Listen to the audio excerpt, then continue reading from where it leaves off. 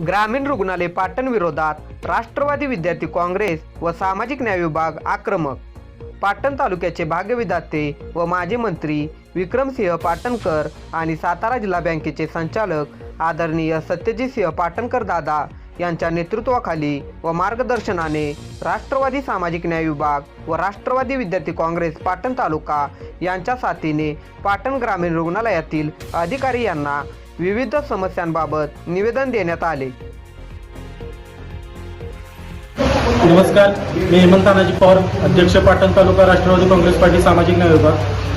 आज माननीय श्री सत्यजितसिंह पाटणकर दादा यांच्या मार्गदर्शनानुसार ग्रामीण रुग्णालय पाटण येथे निवेदन देण्यात आलं। तर तिथे असणारे डॉक्टरांनी आम्हाला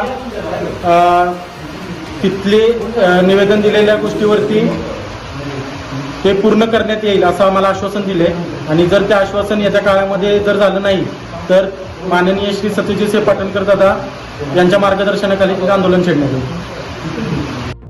यावेळी राष्ट्रवादी विद्यार्थी काँग्रेस पाटण तालुका अध्यक्ष संदीप लोहार, सामाजिक न्याय विभाग अध्यक्ष हेमंत पवार, वैभव लिंबारे कार्याध्यक्ष, कुणाल चव्हाण कार्याध्यक्ष, अविनाश जोरे कार्याध्यक्ष, तुषार जाधव कार्याध्यक्ष, सुमित माने कार्याध्यक्ष, मयूर साळुंके उपाध्यक्ष, अमित मोरे उपाध्यक्ष, किशोर लोहार इन अध्यक्ष बीडीसी कॉलेज पाटण, तसेच सूरज पंधारे संघटक, केतन गाडगे प्रसिद्धी प्रमुख, विजय लोहार प्रसिद्धी प्रमुख, विशाल जैकोब जिल्हा सचिव, तसेच राष्ट्रवादी विद्यार्थी काँग्रेस व सामाजिक न्याय विभाग या विभागाचे सर्व पदाधिकारी उपस्थित होते।